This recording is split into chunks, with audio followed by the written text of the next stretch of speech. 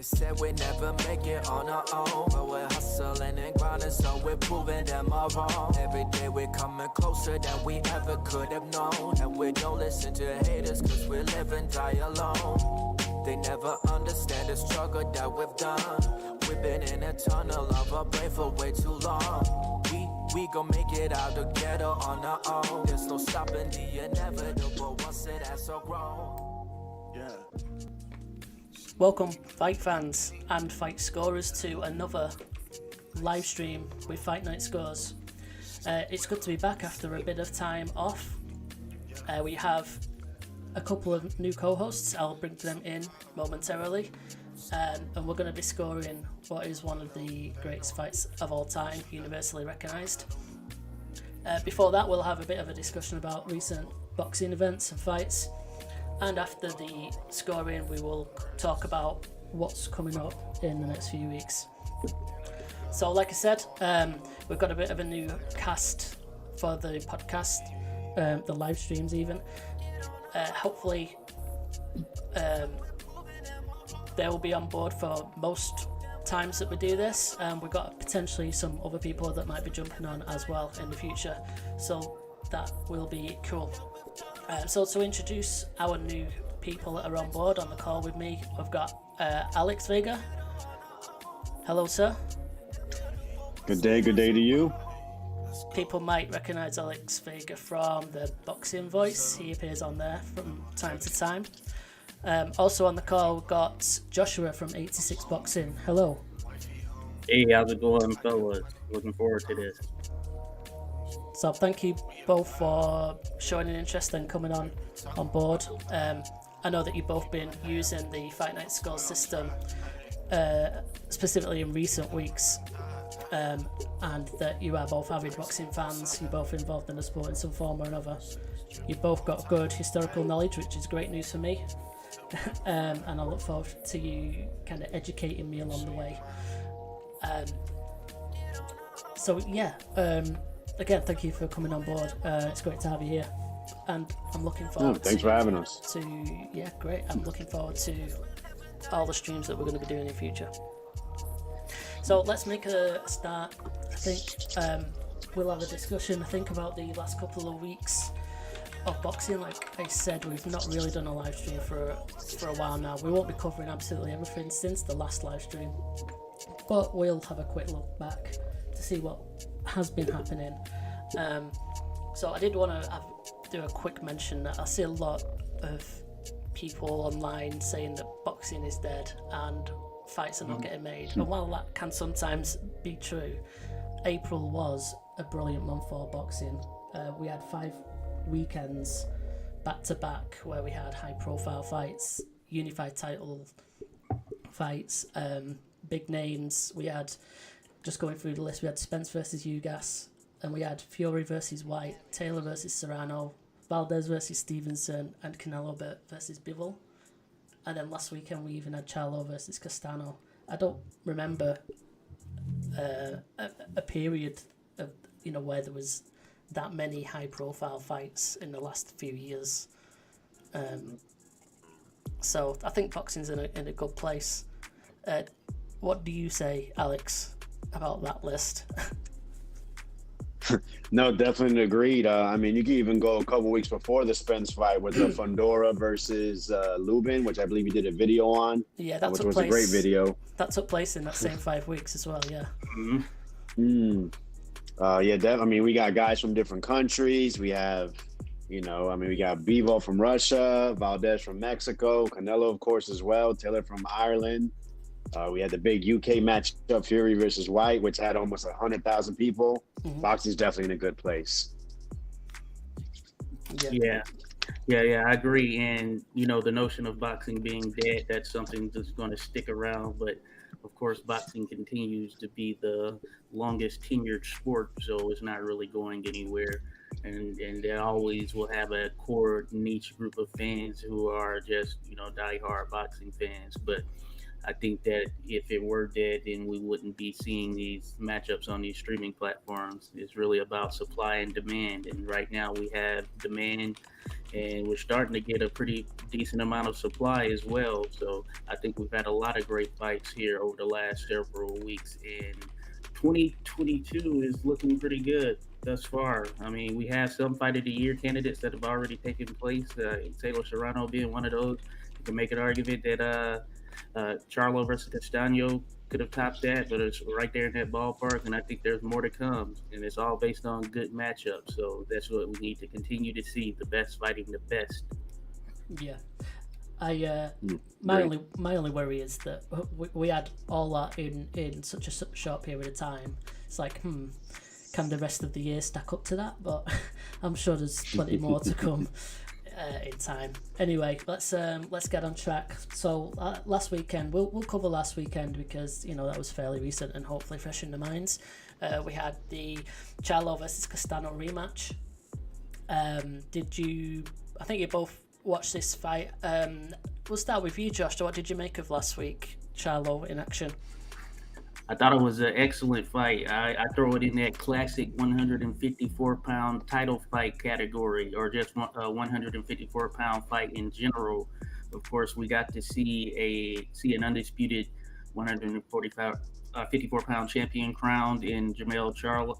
Yeah, Jamel Charlo, and I thought that he put on a very, very gutsy and brilliant performance. Same with Castano.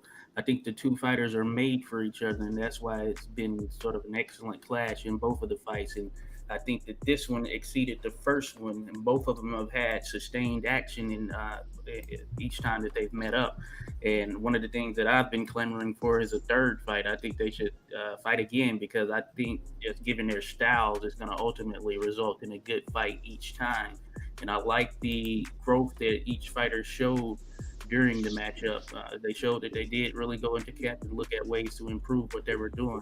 And each had their moments. But Jamel Charlo is finally going to get that recognition as one of the pound-for-pound best right now.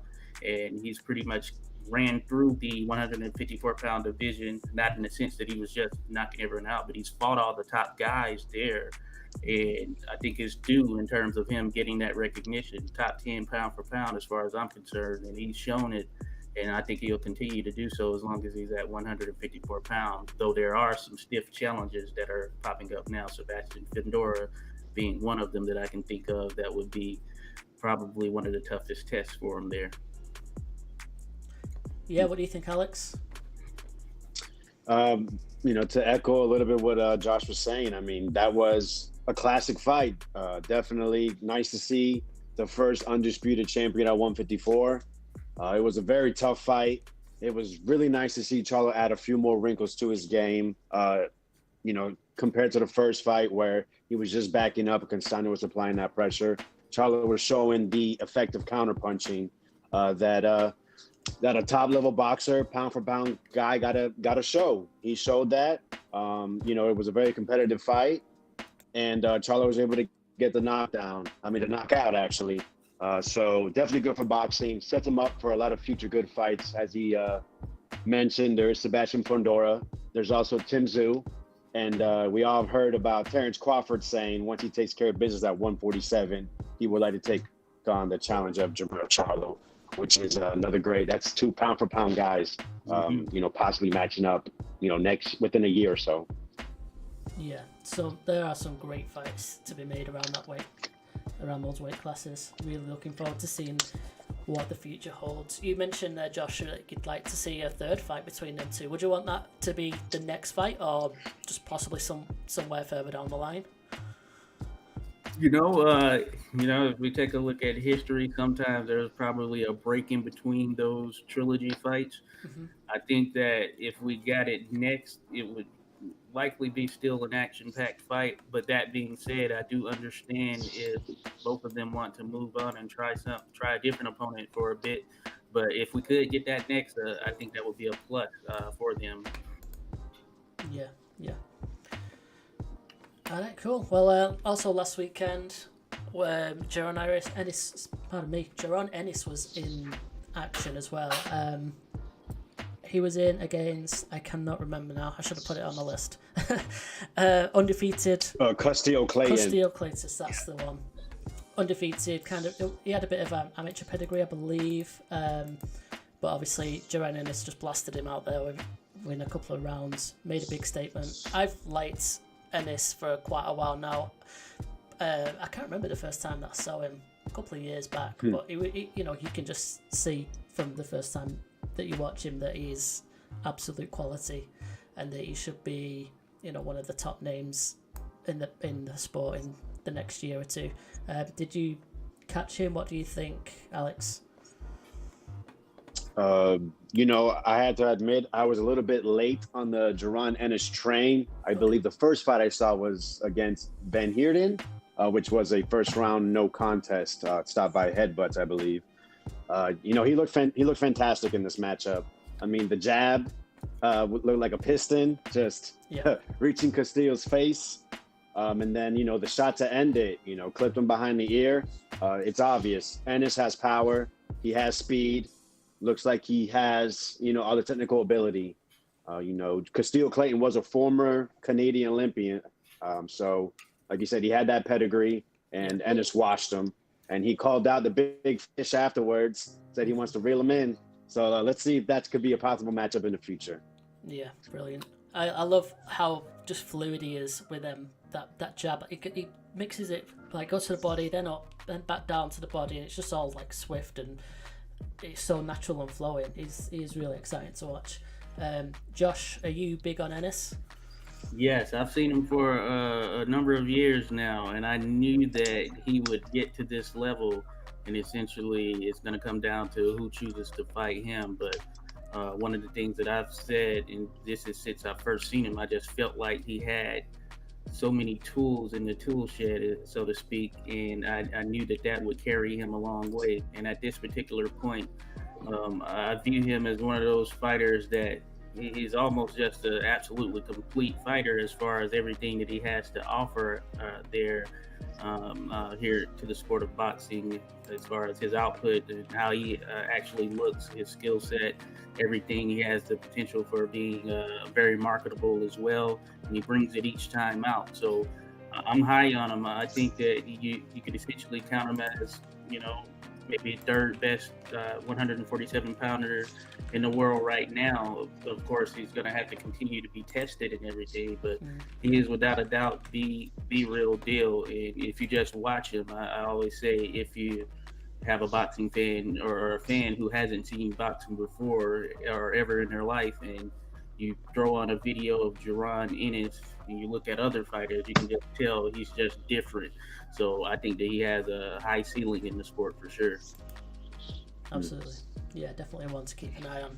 I think he could possibly be one of those that's just avoided by everyone because just how tough he is and how awkward he is going to be for people. Obviously, everyone wants to see Spence and Crawford, and that one's marinated for however many years it is now, and hopefully now that they should be getting it on, hopefully, but you can imagine that might be the same with Ennis and whoever the next big welterweight might be, where it just doesn't really come off for a few years, but we'll have to wait and see.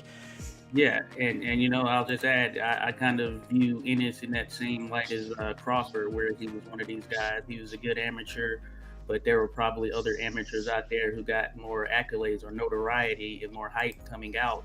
And similar to Crawford, he's just having to put his name or stamp his name on the sport by just going through fighters. So I think that those two would make for an excellent matchup if it were to go down at some point. And maybe we don't see that because of Crawford eventually moving up, but who knows what's in store later down the road. Yeah. All right, let's move on to this weekend. And there's plenty of boxing action that happened over Friday and Saturday night. So last night in the UK, Joshua Buatsi got a decision win over Craig Richards. I caught this match and I thought that it was pretty clear for Buatsi, maybe 8-4, 9-3 in rounds. But I saw quite a lot of people on Twitter and various other social media that thought that it was a lot closer than what was being made out, especially on commentary and maybe what the scorecard suggested as well. Did any of you two see this one at all? Sorry, go Alex. Yes, I was able to catch it. You know, those first few rounds, I felt Buatsi was just edging out. You know, as the fight progressed, you started seeing they were able to place their shots a lot better, most likely because picking up their timing and tendencies. I thought it was a great matchup. Good domestic fight. I felt like Buatsi's left hand was a difference. You know, leading with the jab, also being able to counter the jab at times, placing the left hook as well. Craig Richards, I felt like he landed probably the best shots. I think there was a couple times where he had that right uppercut land pretty solid. And he also was able to place that left hook pretty well throughout the fight. I had a 10-2, but like I said, a lot of close rounds. You know, if you had an 8-4, I think that's good. And yes, I also saw on Twitter, a lot of people felt that it was a very close matchup, and that showed up on the judges' scorecards as well. Good domestic scrap. Yeah, it was good. It was good fight overall. Did you catch it at all, Josh? Have you seen Buatsi? Yes, I did see it. I thought it was a great matchup as well. I thought it had pockets of sustained action, so it turned out to be a better fight than I thought it would. And I thought Buatsi, he looked pretty good.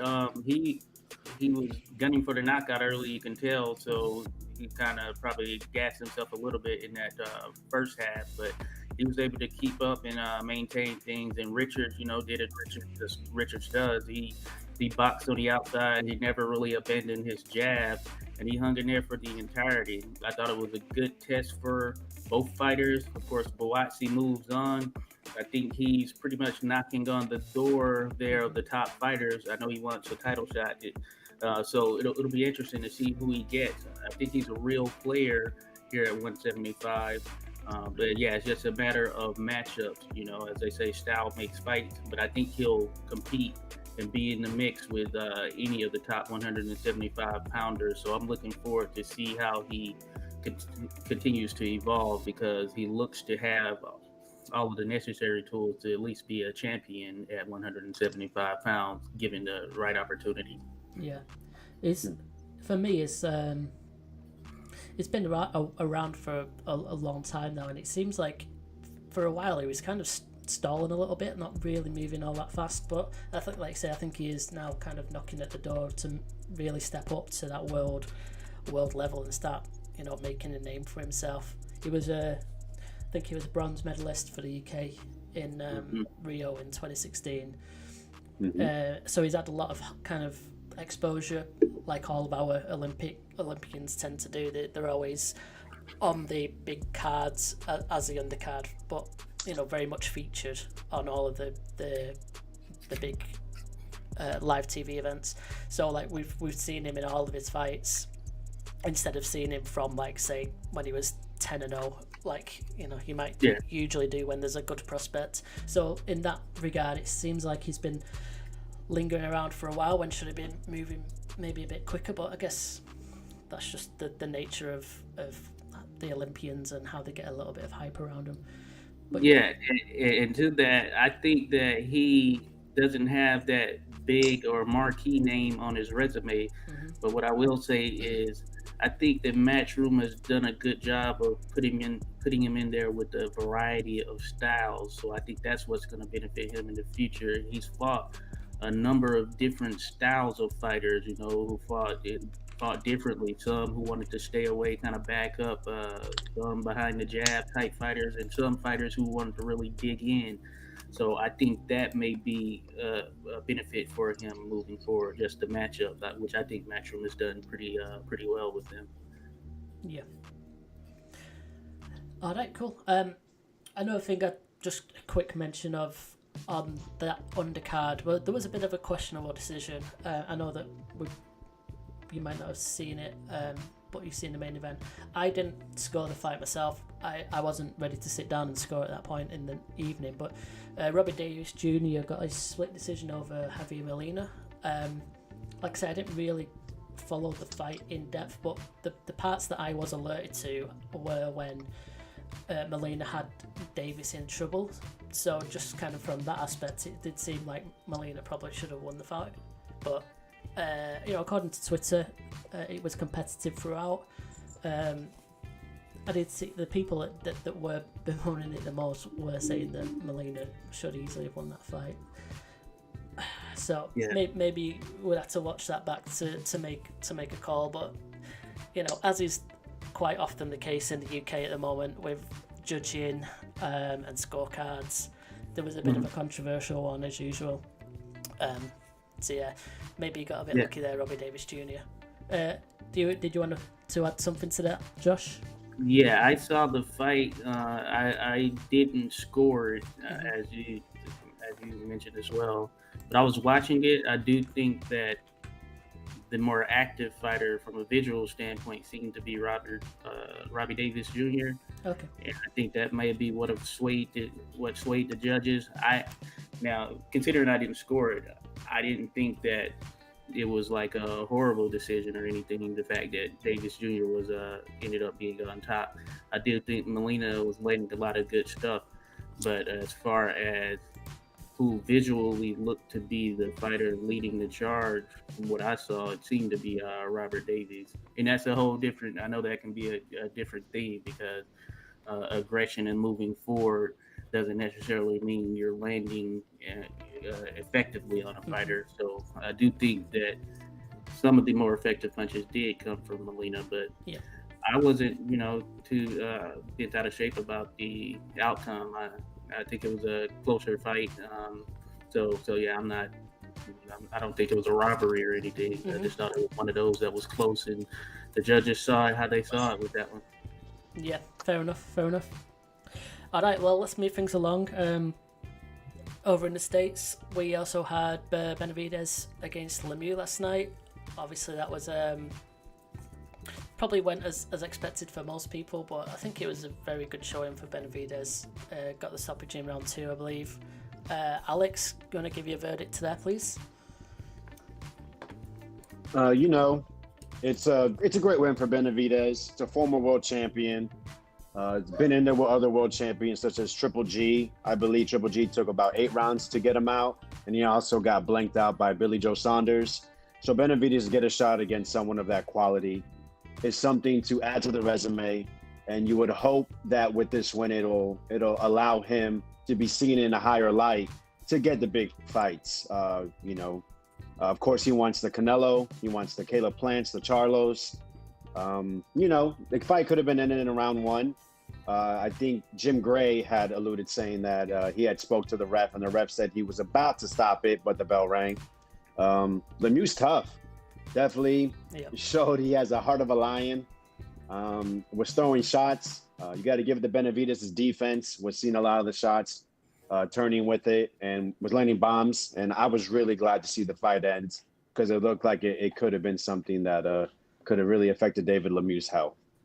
Yeah. Good performance. I agree. Did you want to put in your thoughts there quickly, Josh? Yeah, I share the same sentiments as Vega. It definitely was, Benavidez all the way through.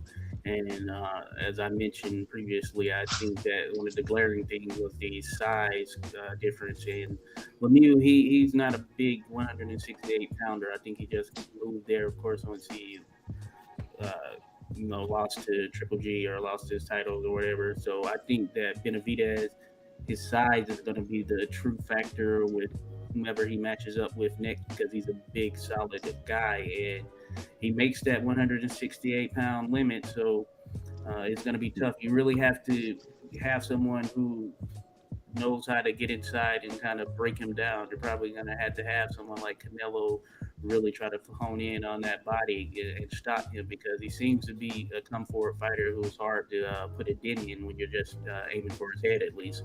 So it'll be interesting to see who he's matched up with next.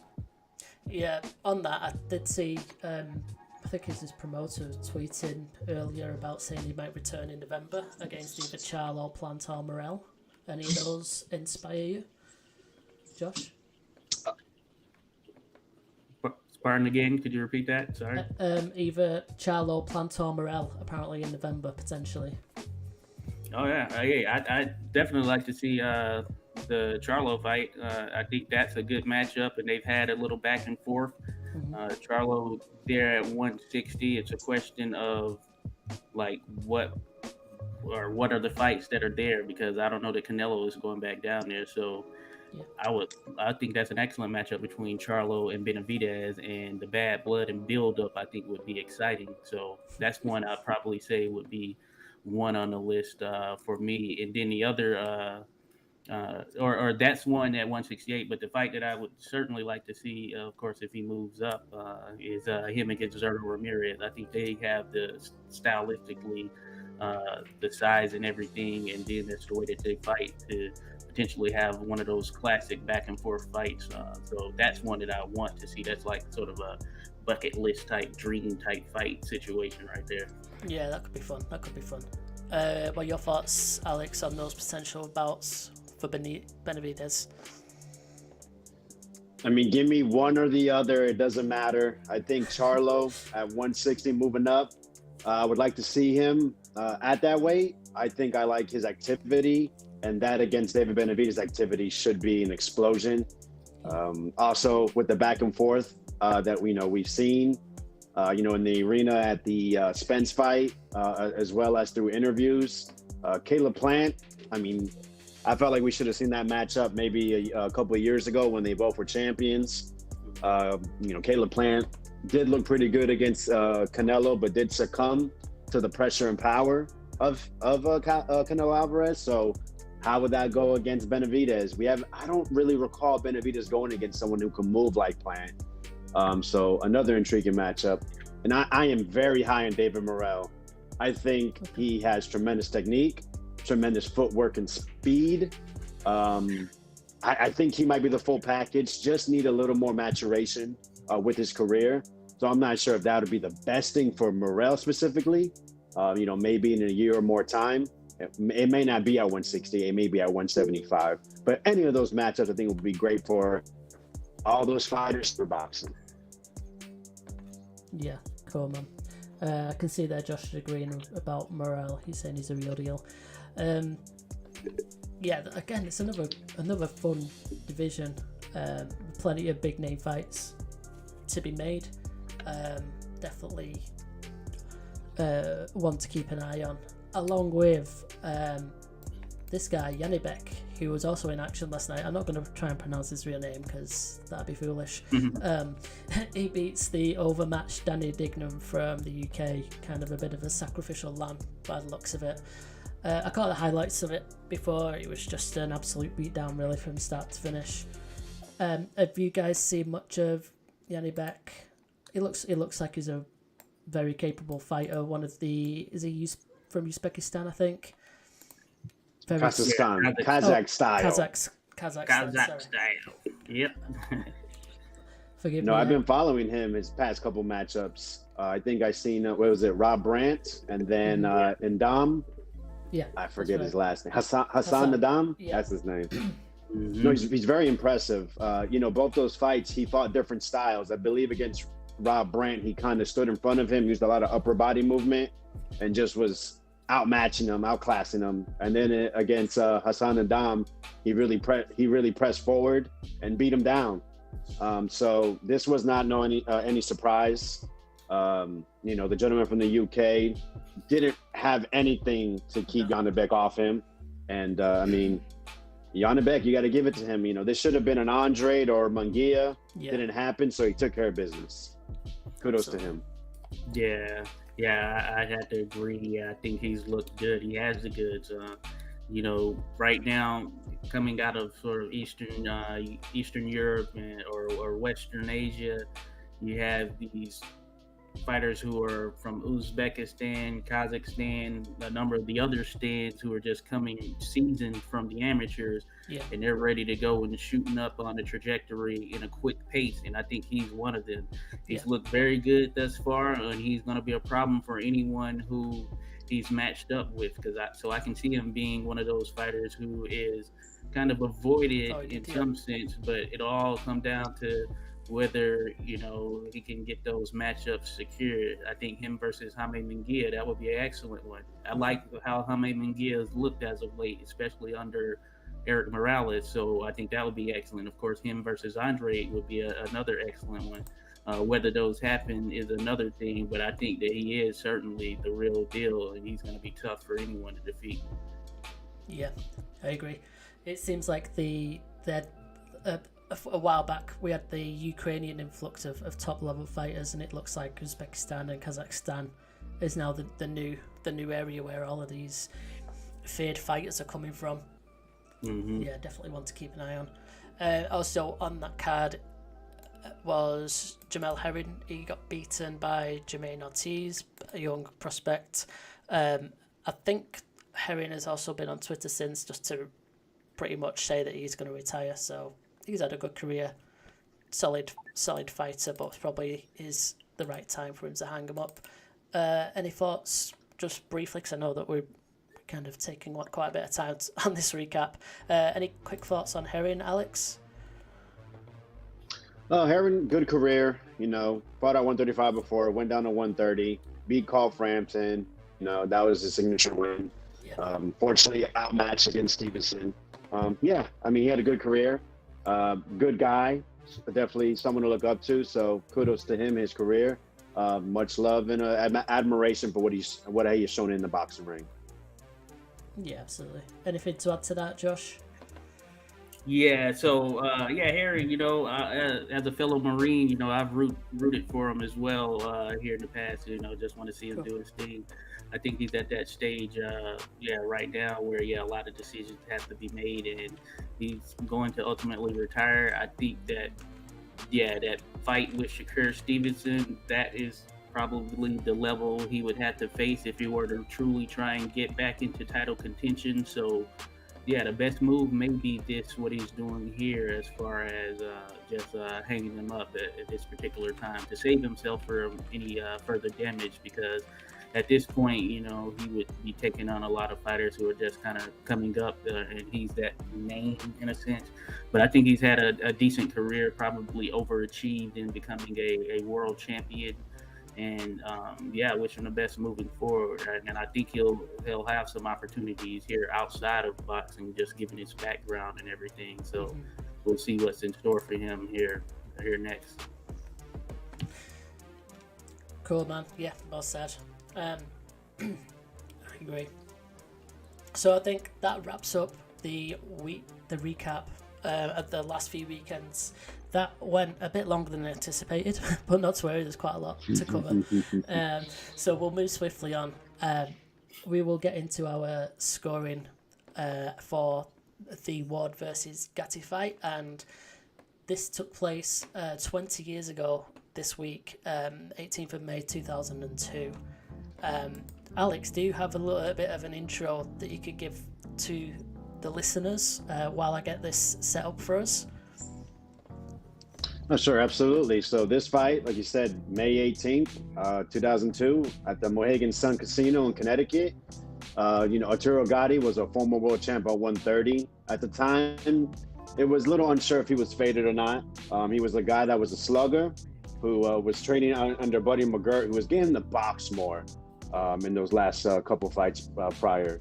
He's a two-time Fight of the Year by The Ring, first one was 1997 against Gabriel Rulas, which was also KO of the Year. And then if you remember 1998, it was Upset of the Year against Ivan Robinson in the first fight, which he lost the rematch later that year. He was coming in hot, won last 5 of the last 6, all by KO. The one loss was against Oscar De La Hoya at welterweight, which he started off pretty well, but then skills paid the bills. Oscar pretty much beat him down for those last few rounds.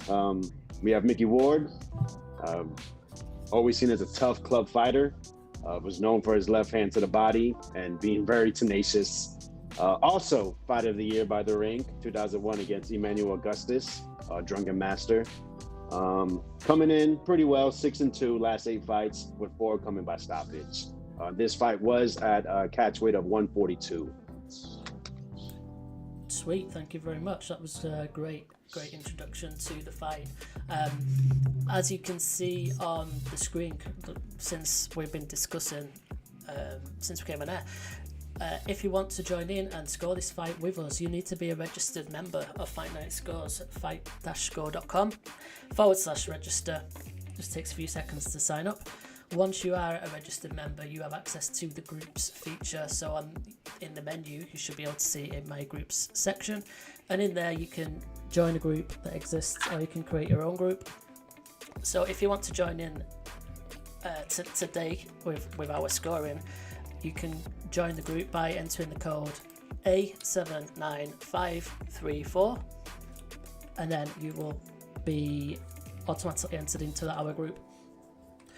And then you are able to go and find the Mickey Ward versus Arturo Gatti fight. There is a link in the video if you want to go there. It's also on your screen and has been for a while, so you could enter it manually. Or you can even find it in the classic fight section on the website. So that's how you can get there. So what we will do is this video, I believe, just kicks straight into the action. So we can just go ahead and get on with it. What we will do is we'll have a discussion along with the fight that we're seeing. And yeah, see some people in the chat if you want to get involved. Put some comments, share your scores, and we will interact with you. Cool. So I think Alex and Josh, you should be able to see the fight on our call screen. Good to go. Yes, correct. Perfect. All right. Okay, let's do this. Here we go. Everybody expected a good fight tonight. Mickey Ward starts off with a left hook upstairs, not the trademark punch. That one goes to the I'll just bring the volume of the commentary down a little bit. We can still hear it, but obviously people want to hear us more. You see immediately Gatti is mostly on his toes. I'll hit him in the ribcage too. And I think he's going to do that too. But one thing, Another big left hook. Mickey's not going to get behind on points in this fight in case he gets stopped on an accidental injury. Yeah, so they're not messing around, are they? Here, there's no feeling out.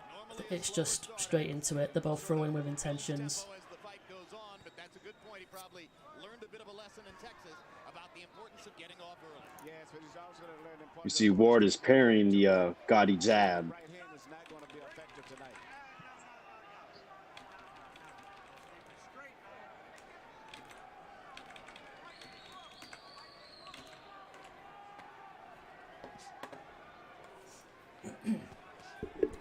Yeah, so I think that straight away you can kind of see styles. Gatti looks more of the slicker type, more natural fighter, doesn't he? Ward just looks like, you know, that he's kind of learnt his craft in the gym. He's tried hard to get to where he's got.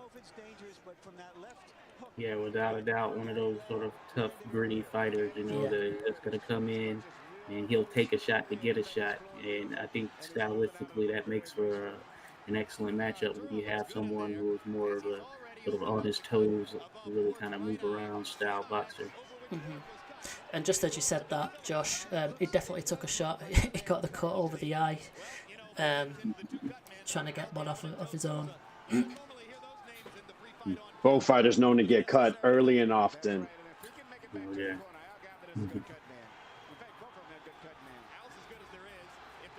You know, I will see it as it goes on, but always the makings of a good fight. You know, I always watch the referee when they have to do little. Then you know that things are on point. So You see Gotti's speed is just a big difference, causing Ward a few issues. He's landing some nice shots. He's also not quite getting through the guard occasionally, but you know, people are seeing them flashy shots. The judges are seeing the flashy shots. He got through the guard at that point then, but he's in and out. He's looking good. He's done damage on the face. We're coming into the final 10 seconds, and so to me that's a clear round for Gatti. No doubt. You could give a number of reasons on the Fight Night scoring options. and he's doing a bit of showboating there at the end of the round. So don't forget to fill in your scores, lads. Yeah, definitely. And when you're operating in that high guard as Gatti does, it can be tough to land unless you focus on your style being more like, say, a winky right, where he could operate from that high guard and he really use his jab, and that helped him to get in on fighters. So something to definitely note. Do you think that the fact that Gatti has done like inflicted a cut like straight away, that just is like a given that he won that round regardless? Obviously, unless he got knocked down or whatever. I think that definitely adds to it. I think that certainly adds to it for sure. But yeah, but then if you just look at it, he seemed to be in control, and right now it's Gatti fight. I think I was more to say is a cut opening up on like somebody's weak bit of facial skin more like as equal to like say a pretty hard body shot. You know what I mean? Oh, okay, yeah. I think it all depends. It all depends. Something landed, and if it's a solid shot, then yeah. But definitely factoring in if someone is susceptible to cuts is another thing. So yeah, I mean, you might say it was a good short body shot, and then like you kind of forget about it a minute later. But with a cut, it's there. It's always there. You know that. He definitely got damaged in that round, and that could be a factor in a judge's mind, regardless of the rest of that round. Yeah. Cut is an evidence of damage. Simple as that. Yeah, exactly.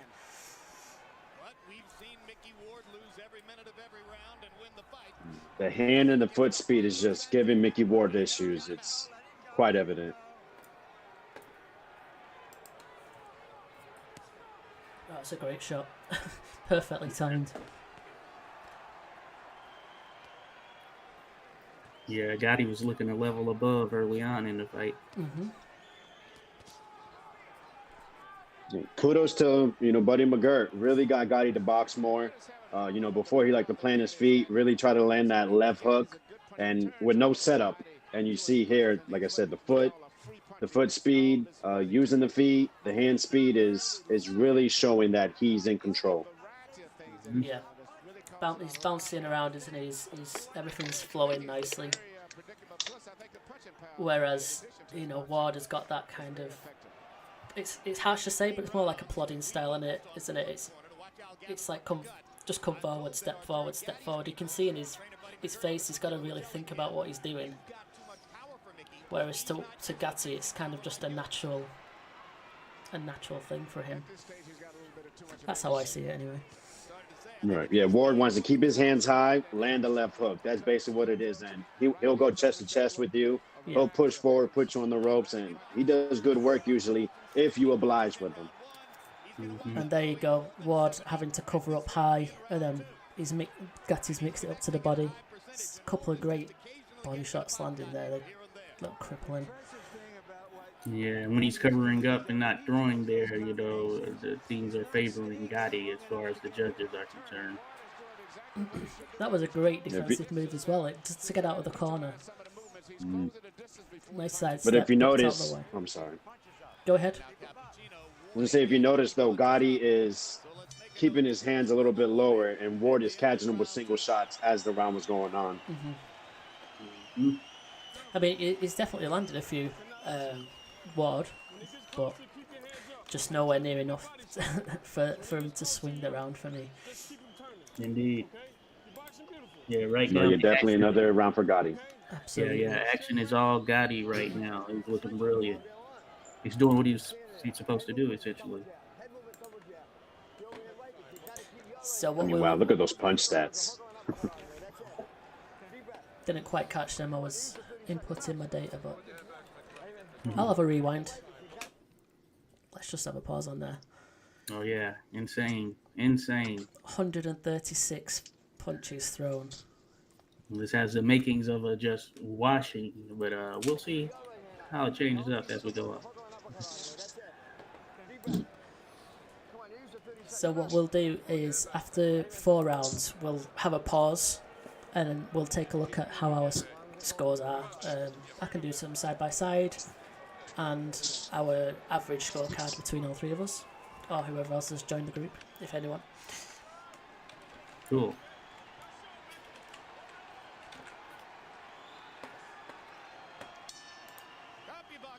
All right. Round 3 then. 29 jabs thrown per round. That makes it very difficult for Ward, who doesn't really have a jab, to start his attack.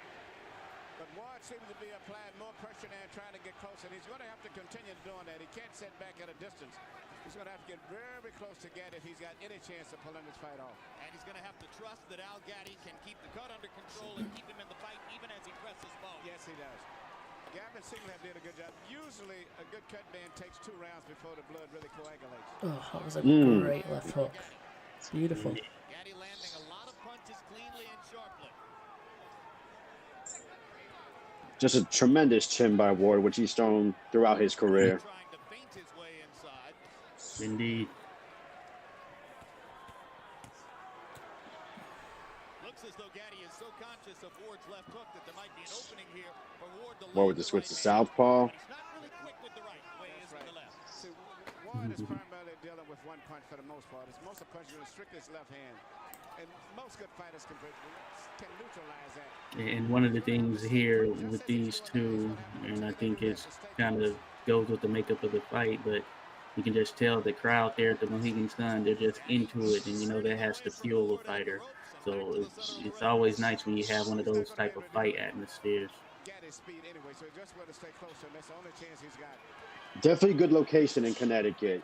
You know, Gatti, when he was a teenager, moved to Jersey City. Ward being from the New England area. So good job by the promoter, who I believe is Kathy Duva. Gatti Duva, yeah, that's good. Yeah, definitely a good matchup location.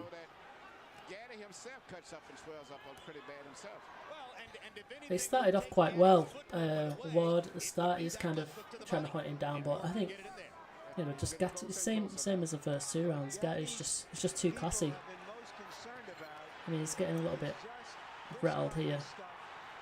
So, you know, maybe Ward is turning this round around. Yeah, he's starting to cut off that ring a bit more now. Yeah. So it's a matter of whether Gatti is going to choose to fight or if he's going to continue to back up. So It's a little bit low there. Yeah. Oh. You know, Ward's pressures definitely started paying off towards this last minute of the round. Oh, yes. Jesus. And left hook to the body. He landed a couple that had Gatti back up to the ropes. Maybe those body punches slowed Gatti down a little This is definitely a trickier one to score. Oh, yes. Oh, beautiful uppercut at the end there. And Both that- having their moments. Yeah, it's definitely tough when you have these pockets of moments where both are landing some very good shots. You know what? I think for me, just that uppercut and then the flurry afterwards at the end for Gatti might just have nicked it the round for me. Yeah, It was pretty 50-50 up until that point.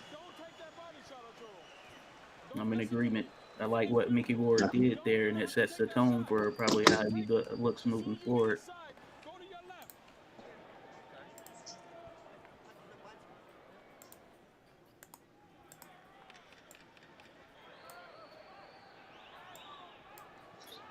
Good round though, that good action. Indeed. Round 4 begins. In round 3, the 2 fighters, by CompuBox estimate, landed a combined 53 power shots. 30 for Gatti, 23 for Ward. Harold, how do you have it so far? Let's see how Harold has it. 3-0, yep. Great Harold Letterman. Rest in peace. Rest in peace, for sure. It's kind of You odd. see Gotti's look like he's gone back to boxing, working off the jab, using his feet. Oh, yeah, definitely. Probably got shouted at by his corner for for engaging in that last round. Yeah, Buddy doesn't play around. says he's coming to this fight. Buddy McGirt, Mr. I know how to beat Roy Jones Jr., if anyone remembers that. Gaddy's left eye swells in virtually every fight. Yeah, I'm sure a lot of fighters felt that way early on in Roy's career. Tremendous right hand. Well, if you remember, he was a trainer for Tarver for the W, I believe. Oh, okay, yeah. I didn't recall that he was training Tarver then.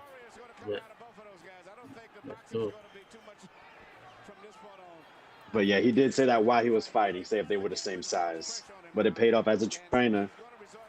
Yeah, it did. You know, they say styles make fights. It's a great combination through the guard. Another one. Looks like there's blood coming now from Ward's mouth. So this is another round where, up until that point, it was fairly even. Maybe Gatti kind of got ahead with that flurry, but now Ward's come back and Gatti's not thrown a single punch for a while. If you see, Ward landed nasty couple left hooks to the body about 20, 30 seconds ago. Another big hook there. Gatti just refuses to back down. Yeah. Kind of forced Ward just to kind of step back and take a breath then. And what's surprising me now, he's coming back with a beautiful short right hand. That's what his most effective punch tonight has been, the right hand now, more so than the body punch. Got the head back. We've got 30 seconds left to go. Oh, big body Vicious shot. body shot right there, that left.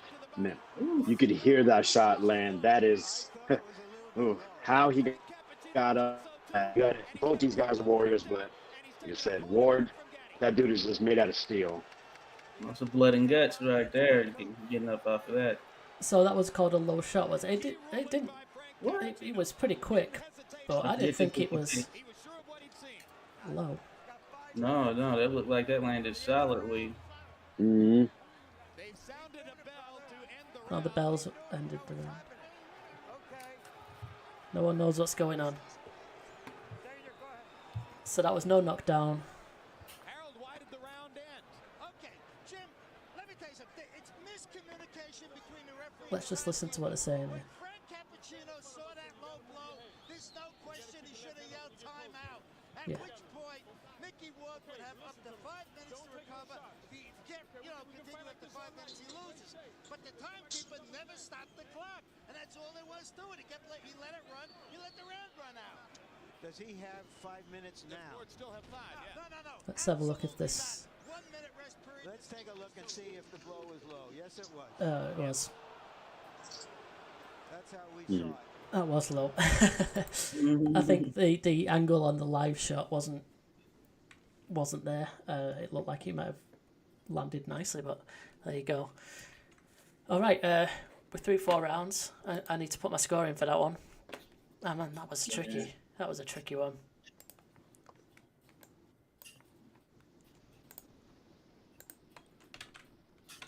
Okay, let's try and get some scorecard comparisons going on here on the stream.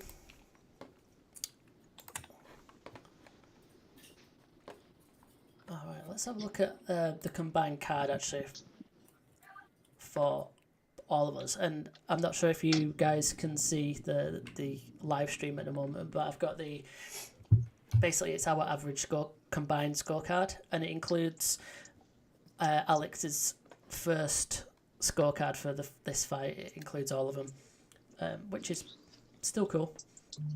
So between us, round 1 was heavily in favour of Gatti, 10-9, 70% to 30% in terms of the winning margin, and he controlled the action. Round 2, slightly more competitive, but still, 61.25% winning margin for Gatti.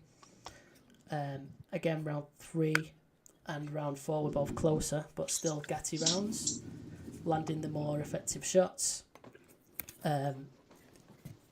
And then round 5, we've not done yet. So that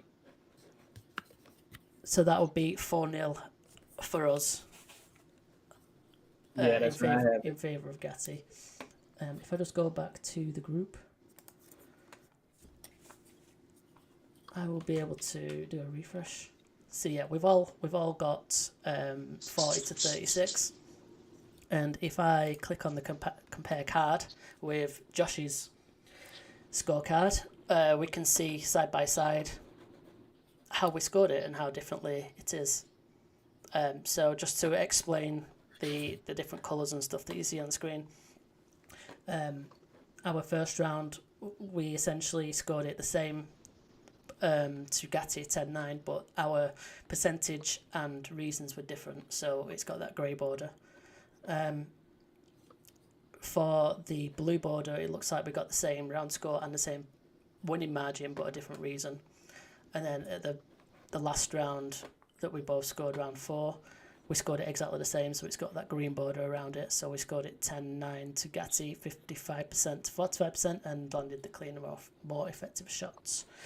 So that is how the side-by-side comparison view works, which is pretty cool. If you guys didn't know that existed, there it is. So you'll be able to go in to the group and click any of the other people's compare card, and it'll put your card next to it. Cool. And Melissa Ty in the chat, she mentioned that she felt that punch was on the belt for her. So, you know, it all depends. How do you view a low blow? It's the belt line sometimes is considered a low blow, but sometimes it's not. You know, it's interesting. I'm not too sure about that. That replay did look like it was a little bit further down.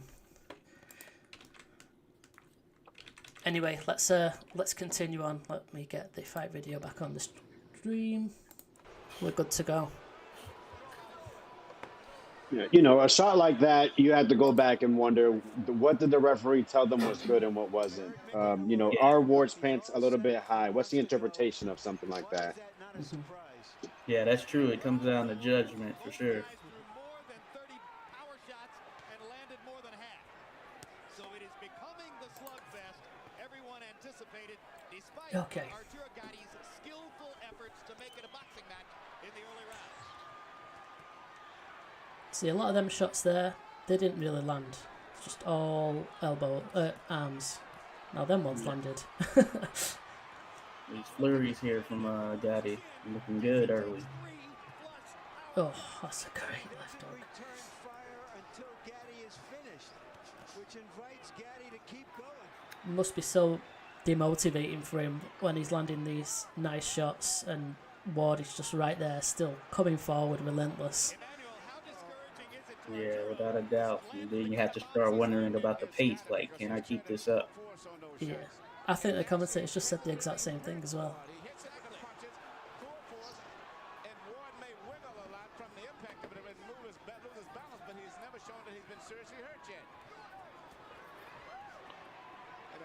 To me that's been hurt has been Gatti. He got him with that short right hand. Absolutely.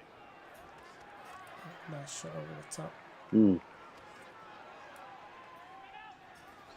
Another short right hand by Ward again. We're about halfway through the round right now. We've lost our round clock. Halfway through, how are you both scoring it? Blood begins to flow from above. Gotti so Got to far, give it to Gatti. Yeah, I agree. but he's finding But it this is harder. the fight Ward wants. They're fighting in a phone booth, and that's the way he wants it. Yeah. You know, this is reminiscent There you go, Gatti's just realised, no, I don't want this. Move back, boxing. Oh, so they actually took a point away from Gatti from the last rounds. I forgot about that. Oh, wow. Oh, okay. So that has to be factored in.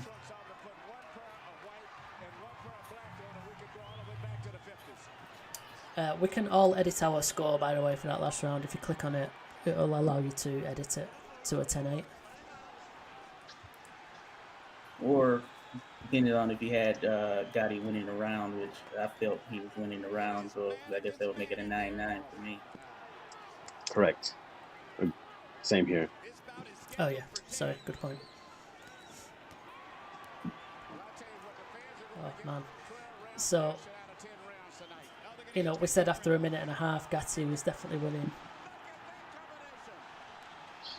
Oh, man. Oh, That might have been the cleanest punch of the fight. Oh, Jesus. So, does that flurry at the end? Oh, he just Yeah. like he was about to hit him after the bell. So, does When that flurry at the end for Ward swing that round in his favour? That's the question. Yeah, I feel like when you have a fighter hurt to that degree, then yes, you probably should be credited for that. As far as the round. I think you've swayed me, Josh.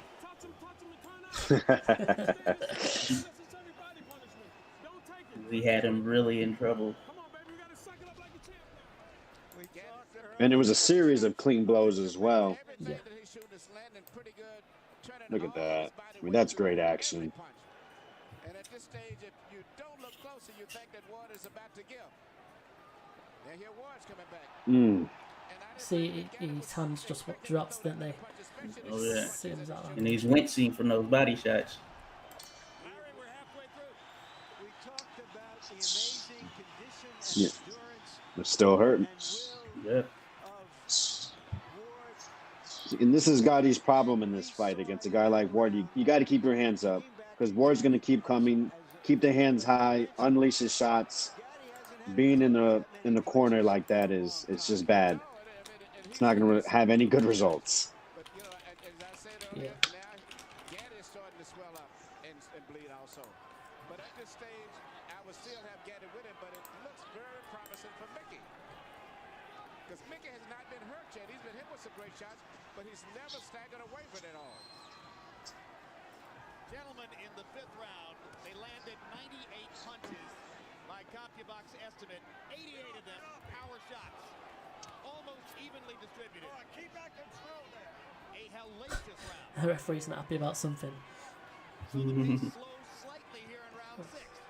Gatti's fighting his sticks is going to come out. I was going to say the referee hasn't been involved in much of the fight besides the low blow.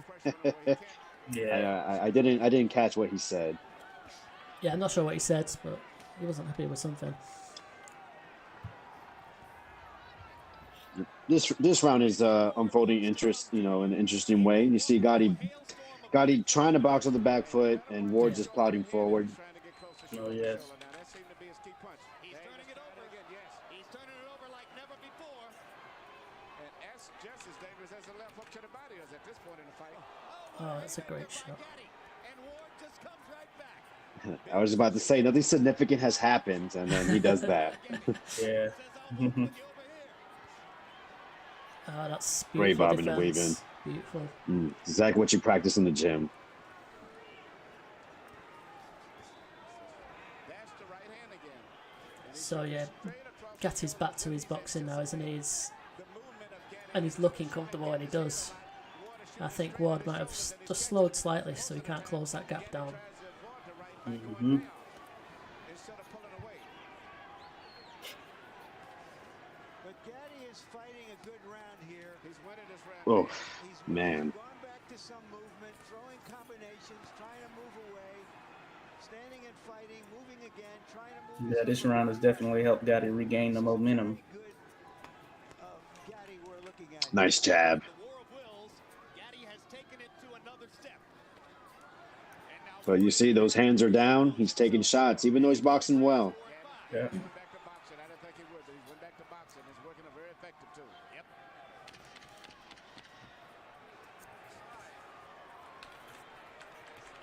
And Joe Souza. I think it's a clear Gatti round. I mean, look, just really put the Yeah. emphasis to end it. Yeah. Ward pounds his heart as if to say, I can take anything you can give. And he can. That's it, baby. That's the key. Listen to me. Go. He's in the same fight you're in. Okay? He's feeling the same. Makes you think if Gatti could have done that for most of his career, how it would have ended for him. You don't feel like punching. Yeah. He's not going to do anything. Definitely does. Okay, then go back to the jab. You see you on the ropes, you touch. Keep doing that till you get that second win. Take Some it. fighters are just prone to get in those wars at times. Now we boxing like Arturo Gatti. Okay, listen to me. Look at But it. then, You got this if fight. that was the case, would he have been spoken about in the same regard? This is for all the marble People would have Yeah. said, "Oh, he's a great fighter," but they wouldn't say that. I remember them wars. Yeah. Oh, very true. Yeah, this is a part of his makeup right here, and what his appeal was, and why he was able to be successful in terms of getting people out to come and see him and watch him, People in boxing get especially in that enormous area. pride in this So fight. in Atlantic City Mm, as well, had the boardwalk hopping. They're getting what they hmm were looking The for. house looks packed. I mean, because of what these fighters have shown. And 6 Yeah. rounds in the books, 4 more to go. Harold, how do you have it? Okay, Oh yeah, it's a 10-round fight. 57, 56, Oh yeah. Arturo Gatti. Just So with that in mind, I think after this round, we'll have another quick look at comparison. This time we'll have a look at your card, Alex. All right. And I did make a mistake earlier. I said that Gotti had knocked out 5 of his last opponents. Actually, one of them was a 10-round decision Okay. Cool. on ESPN. It was against Hutchinson. Oh, okay. And for the moment, Gatti has succeeded in tempting Ward Well, we back forgive into you for that the mistake, area. Alex, but don't let it happen again, all right? No, it's crazy because I just watched that fight I think like a week ago. No worries, man. No You worries. heard the impassioned speech between rounds by Buddy McGirt, who's been there against some terrific fighters and is turning out to be a very good trainer. Ward pops that Gatti again with that right hand. I wonder what kind of brains ahead to So Gatti, look at him on his toes. He's got energy. He's bouncing. He's in control. It seems like it just stimulates him. Yeah, they mentioned how War was landing that right hand, but it was more on the end of the punch. That's why you didn't see much of a reaction. And it's been happening the last 2 rounds. He seemed like he found that distance that he wants to be as War changes southpaw.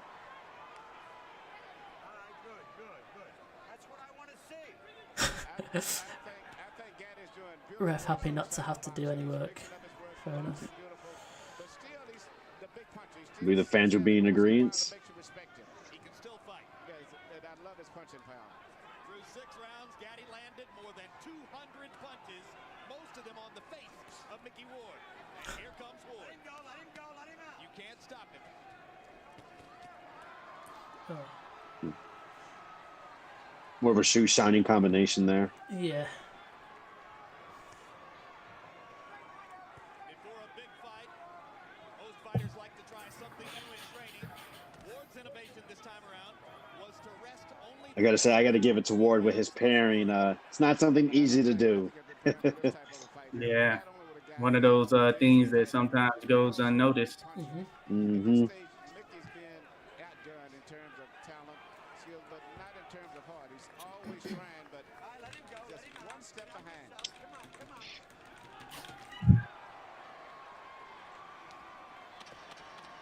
Oh, man.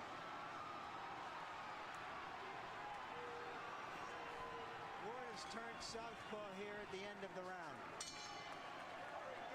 To no great effect. Well.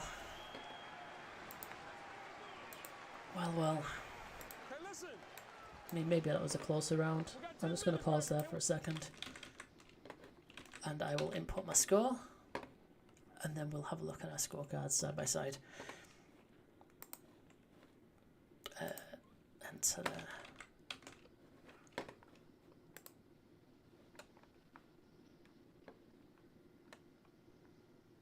I don't know about you guys, but watching this fight definitely makes me want to shadow box. Yeah, I feel you for sure.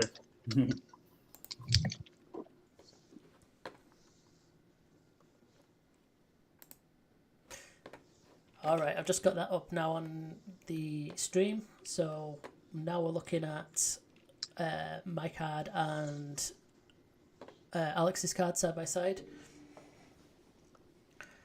So I guess we can go back to round one just to see the how close our cards are. So we've got another colour here which wasn't on the other comparison before. So that's a yellow border, which I think means the same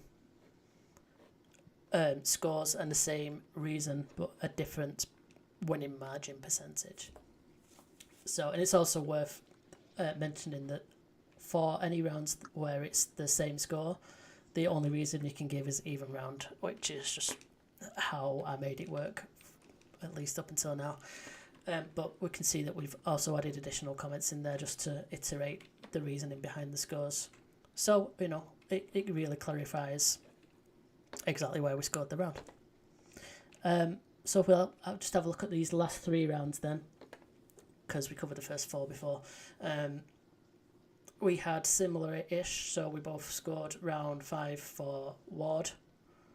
And he had Gatti in trouble. Oh yeah, that was the round where he wobbled Gatti near the end, wasn't it? So we had slightly different winning margin percentages. Round 6 was quite... We had both scored it for Gatti. Excuse me. We gave it different reasons. So I am suggesting in this and that last round to just watch that he controlled the action. Alex suggested he has landed the cleaner and more effective shots. And again, we both scored the round for Gatti in round 7. Different percentages, but the same reason. So in total, we've got the same scorecard. So it's 64-68, 1 round even, 5 rounds to 1 in favour of Gatti. Slightly different on the percentages, but you know it's pretty consistent between us. Happy days. If we go back to the group and the combined scorecard up until round 7. Yeah, so we can see that Ward has universally been given round 5, but everything else has gone to Gatti, and then the even round 4 because of the low blow. So yeah, I think we're all fairly consistent in how we're seeing the fight going. Would you both agree there? It's not been... Absolutely. Can't really see it going any other way in terms of what the judges should be seeing. So let's continue. Okay, listen to me, baby. I'll just forward this on slightly. Bang the shit out of him. Bang the shit out of him. That's a good, solid advice. Let this go like that. Fight hard. Be back. So with this being a controversial and well-known fight, I'm assuming that, you know, there's some big action coming up in these last 3 rounds for Ward. So let's see how it goes. He's not going to let him be a punching bag. Don't take so many Indeed. punches. Can he start to avoid him? Is he Mickey Ward if he does avoid them? I don't think he can avoid it. Nice stab jab. Just try to fight his way through the trouble. He's not going to ever avoid all of those punches. Gatti is extremely sharp tonight. Gatti threw 31 jabs in the 7th round. If he keeps throwing 30 jabs around, it's going to be awfully difficult for Ward to reel him in. Was this the main event for this fight? For this, the main fight for this event. Do you know? Yeah, I don't know. I'd put money on it that it was, because it was something they were building towards. Actually, Mickey Ward thought he was not going to get the fight because of the decision loss he had against, what's his name? Jesse Leija, is that his name? Yes. Oh, yeah. Which was a technical split decision. Right. But they were building up. They both had just fought within weeks of each other. So this was the plan all along. Okay. Cool. Then he changed to a boxer to win a 130-pound title from Tracy Patterson. Then he became a brawler again, and here he is back to boxing. Just the fact that he's here is amazing. You give his management team great credit. So we're approaching the halfway point of this round. It's definitely been one of the quieter ones. And not use him up because most Yeah. people Agreed. expect to see him still in the ring at the age of 30. Probably both feeling the pace a little bit. Mm-hmm. You can just see when Gatti is boxing. Yeah, you can just see that he's clearly, winning. Yeah.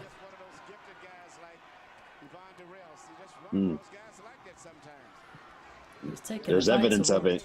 Yeah, he's taking a fight to him as well now. He's pushing him back against the ropes. Just a reminder, everyone, how important the jab is. Yeah. Like a British scholar, so very, very smart, intelligent man. Don't know what that was. There's that right hand again. Oh, that's a... Oh.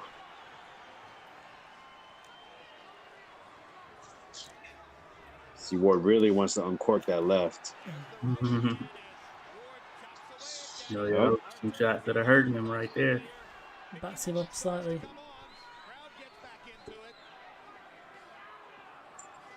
Keeping his hands low. Gatti, and he's Common theme throughout the fight.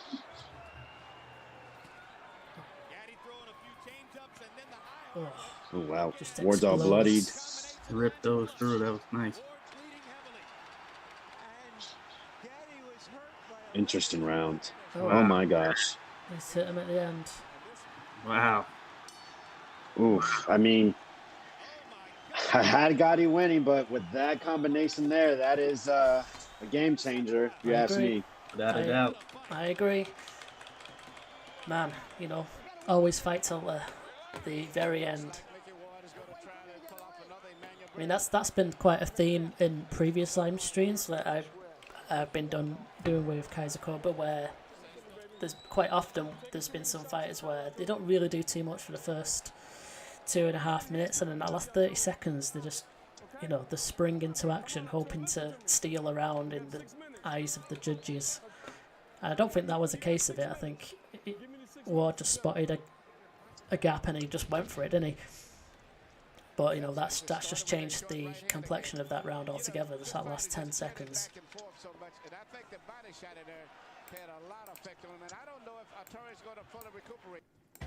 Introducing Magic Eraser. We seem to have an advert. Apologies, folks. Didn't expect that. We will skip through this in a second. Alright, we'll continue. Ignore that.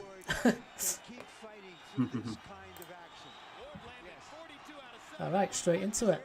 No messing. About Gatti, because he hasn't been in this kind of a war with as strong a fighter as Ward before.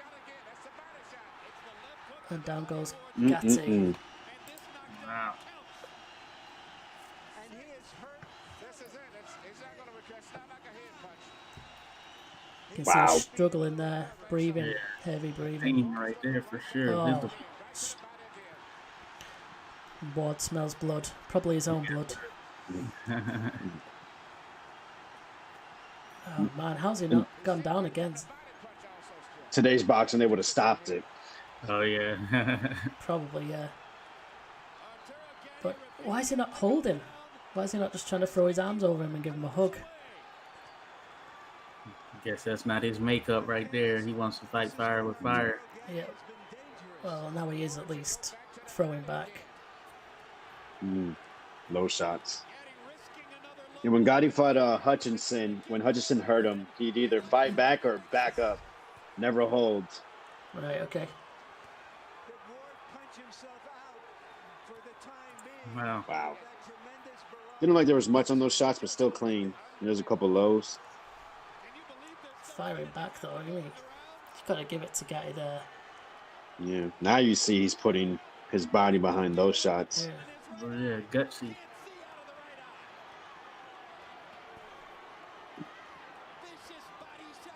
So if he gets this kind of pressure up for the remainder of the round, does that go from a 10-8 to a 10-9 just because he was not down but he then dominated the rest?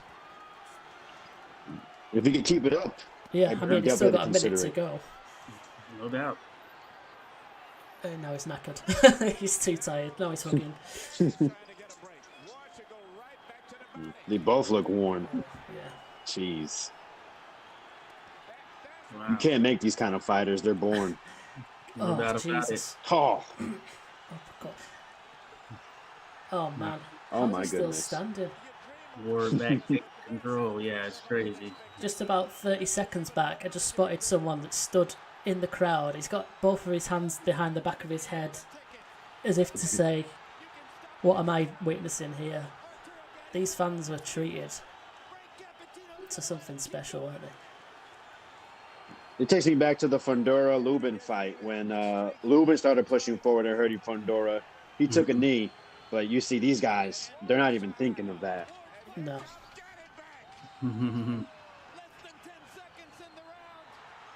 Look, no. Ah, man. Fair Wow. play. Fair play. Mark. I remember. I'm sorry. Oh no, go ahead. Go ahead.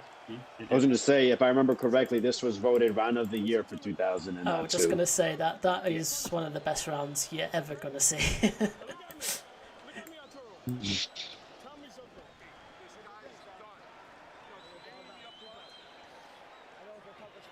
Interesting on how to put the spitter for that round. Definitely had to put respect on what Gatti did for a little bit. Yeah, both of them brought it. I lean slightly towards Ward, but the margin was very thin for sure. Now he's coming back. Mickey Ward said he would retire if he loses this fight. From the way Gatti went. Then again, you have to remember the knockdown and then how that round ended for, I mean, it was about a 45-second minute onslaught. Yeah, from that point.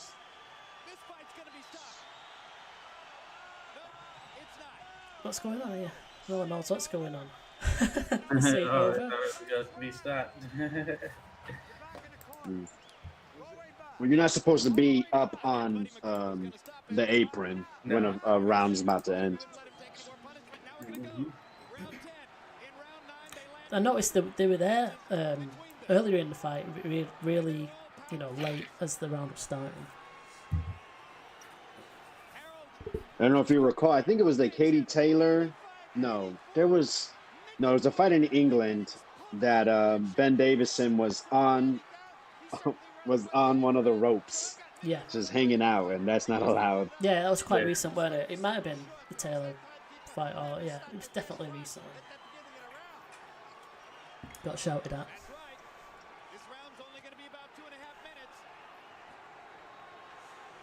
2 minutes left.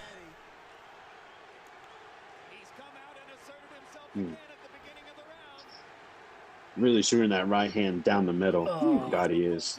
Caught him there, just sagged him. You can see he's really timing it. It's funny because you're taught never to lead with a right hand, really. More used as a counter shot when facing another orthodox. And he's leading with it and landing it. Oh, that's But he keeps coming. Ward has got it, but he's going to have to let it go because the clock is ticking. If you recall, Leo Santa Cruz threw two right hands and got put to sleep by Javante. Put to sleep indeed. Oh my gosh. Yeah, these are like two guys in the park just throwing hands. It's insane.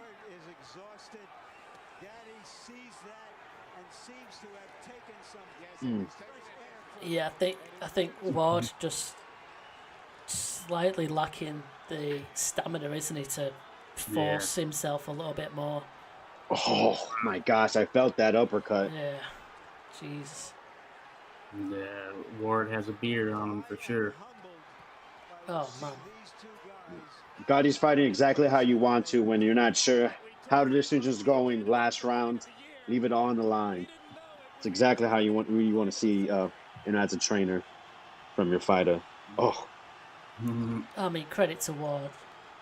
Yeah. He's trying. He's coming back. Yeah, and Gatti was hurt, but man, he's not backing down at all.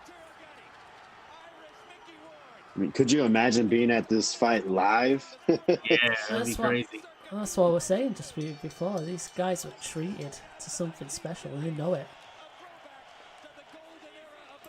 Wow. Man, I think I have goosebumps after that round. Honestly, yeah. Fantastic. Amazing.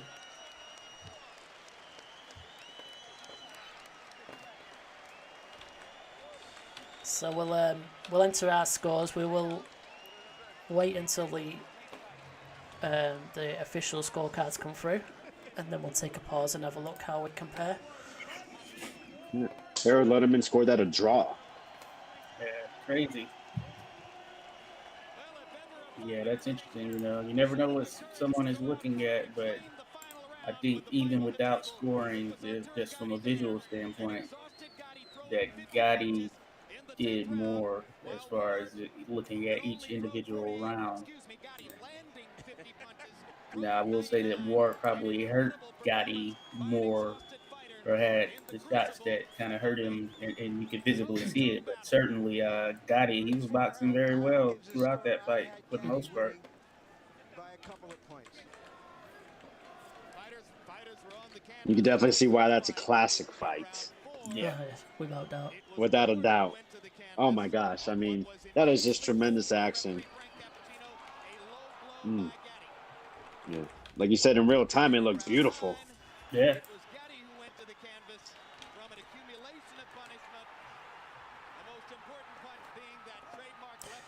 Yeah, that was the most significant Yeah. part of the fight. But as I say, Such a well placed shot right there. So let's hear it. Ladies and gentlemen, we have a majority decision. Judge Frank Lombardi scores the bout 94-94, a draw. Okay. Judge Richard Flaherty scores it 94-93. Judge Steve Weisfeld sees it 95-93. All to the winner by majority decision, Irish Mickey. Wow, Yeah, I think that 94-93 gave it away. I think that kind of gave it away. Wow. So that's why it was controversial. That point deduction, was the difference. Otherwise, it would have been a draw. Absolutely. Very interesting. Yeah. So reflecting on our own scorecards then, as we can see here, Josh scored it 93-96, whereas me and Alex had it 93-95. So in fact, let's just get Josh's up here. So you gave Ward the round 9 and 8. Yeah. And then we had the even round. And a 46-51, so one even. Interesting. And then Alex gave Ward 8, 9, and Gatti 10.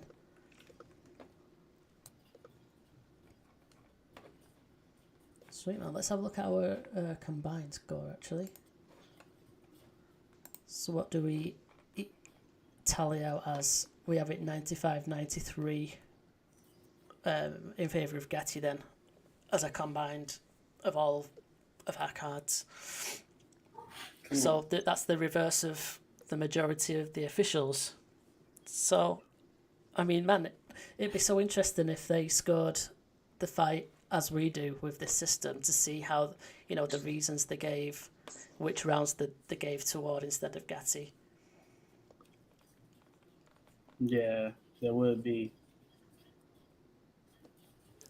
That's the whole purpose of this system, basically. We had a little bit more clarity of what the judges are seeing.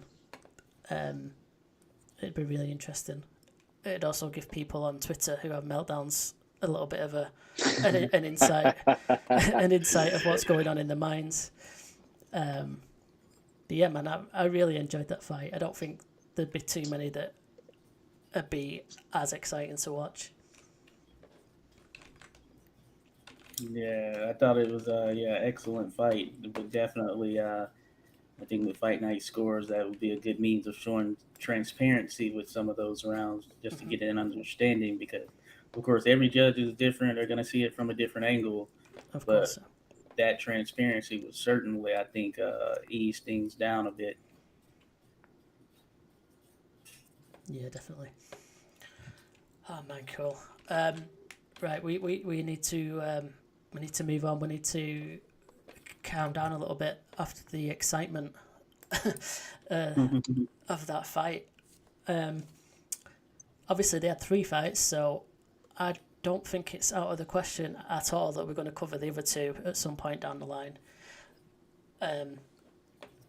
that'll be really interesting to do, and I look forward to it.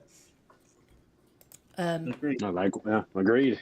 Absolutely. I believe number 3 is another fight of the year. Yep. Fight.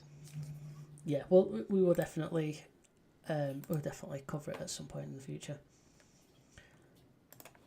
So we will move on momentarily. We'll just have a look at the upcoming fights. I just have a quick discussion. We've been going for a while now on the live stream. So let's get into it. We have coming up next weekend is not the busiest of fight nights. Who's in action next weekend? We got Gervonta Davis versus Rolando Romero.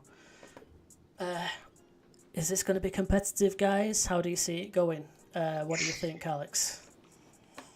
That's a very good question. Gervonta Davis, he seems to be very skilled. If you listen to what other people that have sparred him have said, they say the power is real, and this is guys around his weight class and above welterweight, super welterweight. And then, but if you look at his opposition, most of his opponents have been fighters going up in weight. So when you take a look at that, you see Rolando Rolly Romero has been outboxed, but is physically strong, physically bigger than Gervonta, and seems to hit like a tank. So it's a very intriguing matchup. You see his last fight was actually against a 140-pounder who outweighed him, over 5 pounds on the weigh-in day. And he took care of him easily.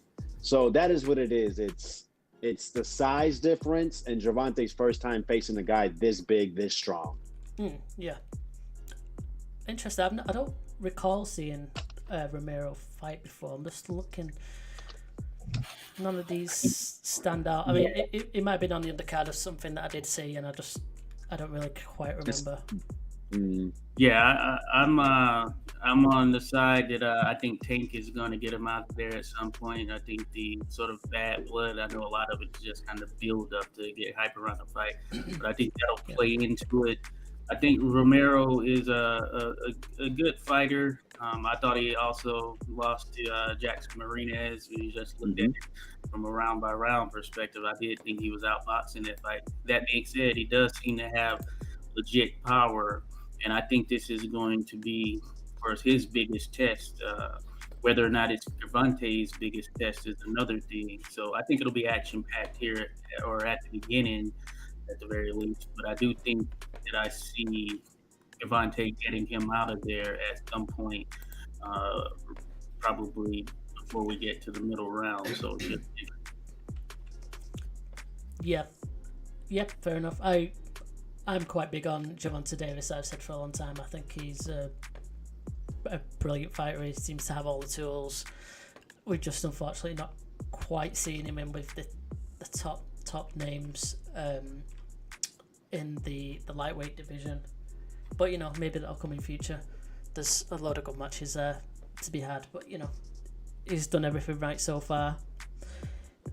26 wins, 24 knockouts. He's just beaten Isaac Cruz, Barrios, Leo Santa Cruz, old faded Gamboa. That's not a bad list really for his last 5 or so fights. Yeah, I'd be his. I think Leo's good. In terms of looking at what's Gervonta's best wins, but I really think Jose Pedraza is his best win because of Jose Pedraza at that particular time, and it's still he's one of the slickest fighters in the game right now. Puerto Rican, of course. Vegas, so I know you're down with that, but yeah, I think Pedraza is that best win for Tank. The way he was able to take him out. Yeah, fights at 140 now. Fought against Jose Ramirez and put up a good fight. And Jose Ramirez was in an undisputed fight with Josh Taylor. Yep. Yeah, true. And I agree. I think Gervonta is probably one of the most skilled fighters in the world currently. But like I said, there could be something said about the size of the fighters at the time he's fighting them. With Gamboa, it was they said he tore his Achilles early in that fight, and it took him 12 rounds. But Gamboa, we've seen, knows how to survive. So, Yeah. I mean, it's like I feel like we're picking at straws sometimes when we talk about guys' resumes. So, Absolutely. On the undercard then of that fight, that's quite an interesting matchup. This one, Erislan Lara versus Gary O'Sullivan. 12 rounder for apparently the WBA middleweight title. Is that just a regular version rather than the big one? I'm not too sure. correct. Okay. That's quite an intriguing one. You know, Lara is highly skilled, Cuban. He's always kind of lost when he stepped up against the bigger names. I would say that I think age is the only factor, because outside of that, I feel that Spike O'Sullivan doesn't bring anything to the table that he does better than Lara. So age will probably be the factor if Lara still looks good at this particular point.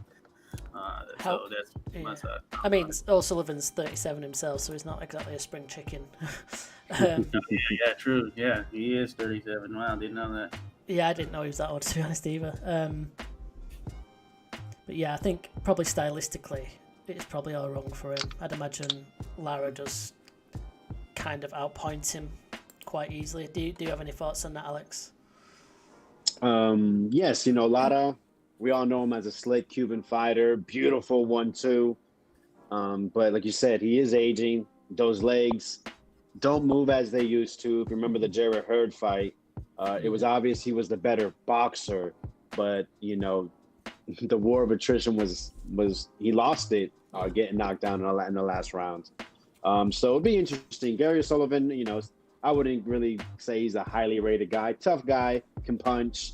I remember I believe he knocked out Anton Douglas, who was a huge amateur coming out of the DMV area, correct? Correct, he did. Yeah, just got that up on BoxRec here. Yeah, not too out in round 7 back in 2017. That, but he had losses against David Lemieux, knocked out in 1 round. Maybe he just got caught cold there. Looks like the very end of the round.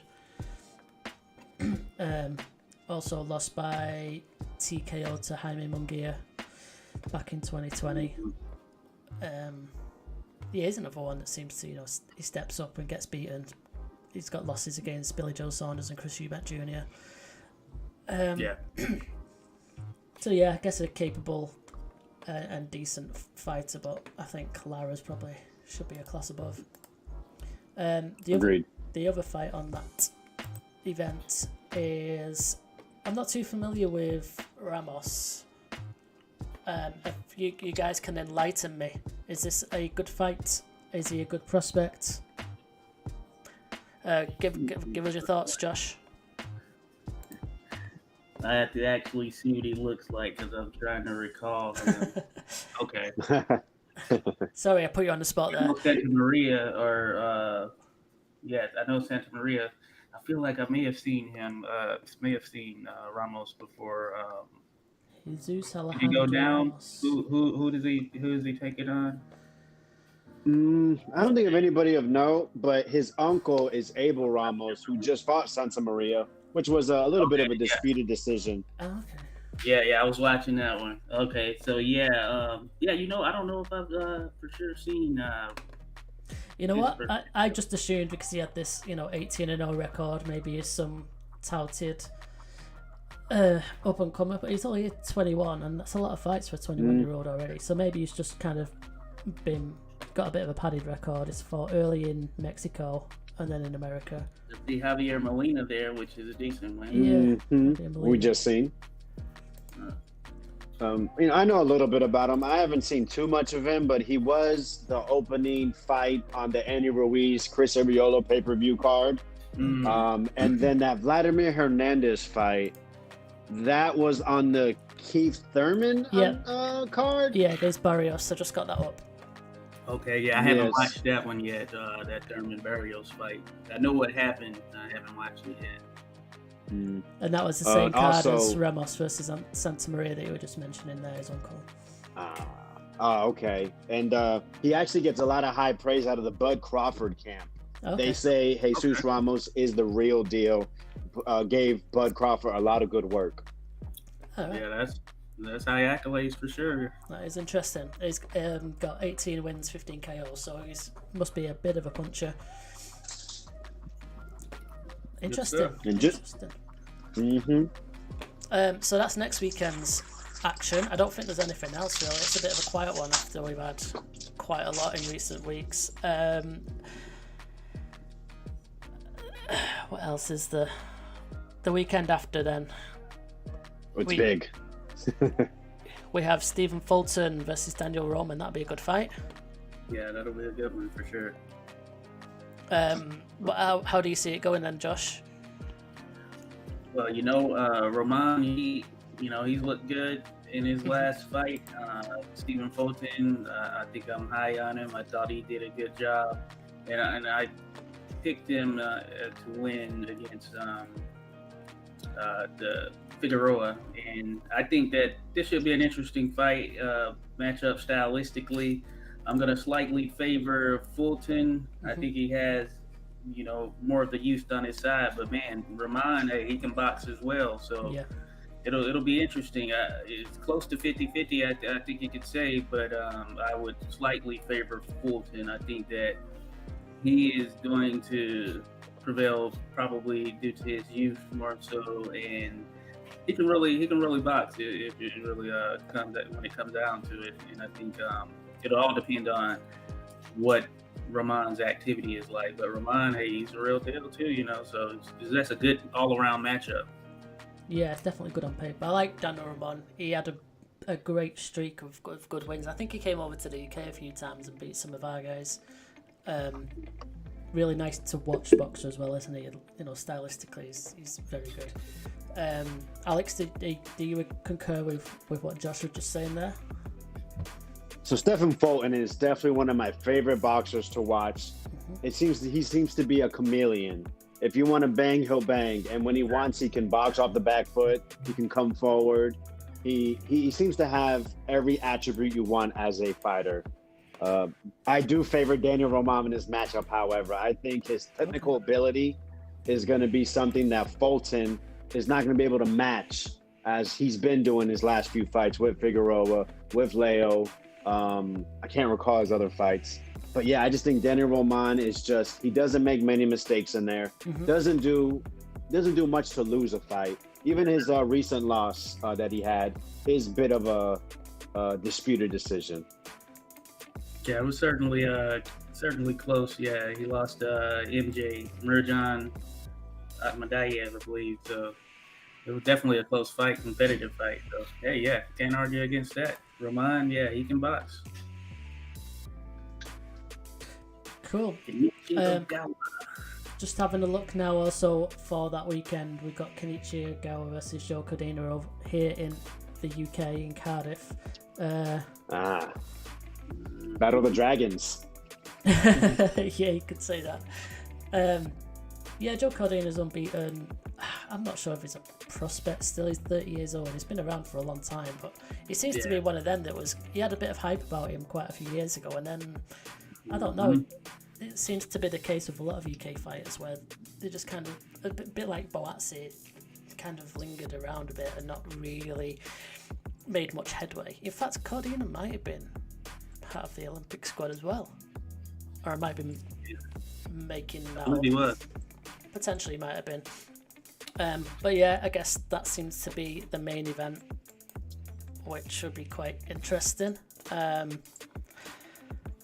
I'm not too sure about Kenichi Ogawa. It's for... It should be a good matchup, I would say. I think it should be good. It is for the IBF title. Yeah, and Ogawa, he's a durable fighter. He's long. He's got some length to him for the weight. I think he'll make it tough for Cordina. I haven't seen Cordina in a while. I know he has a pretty high caliber skill set. So this should be, his stiffest test, I would say. And Ogawa is going to be tough to get out of there, I believe. But we'll see if Cordina has the goods to do something like that. Yeah, I guess it's probably a kind of a step up fight, and then go from there for Cordina. If he wins, he can go on to some bigger and better things. Hopefully, we'll see. Have you got any thoughts on this one at all, Alex? Cordina was a Olympian in 2016, and Ogawa. I actually never seen Cordina fight, but Ogawa. I remember the Tevin Farmer fight. Remember seeing that's a clear victory for Farmer, and they gave the decision to Ogawa. And I believe he failed a drug test after that to make it a no contest. Ah, okay, yeah, that is stated there on BoxRec. That is correct. 2017. Okay. And then I did see his last fight on the Zone against a South African, who does Ogawa have a title? Yes, I believe I thought he had. Did you mention the IBF? I feel like he had IBF.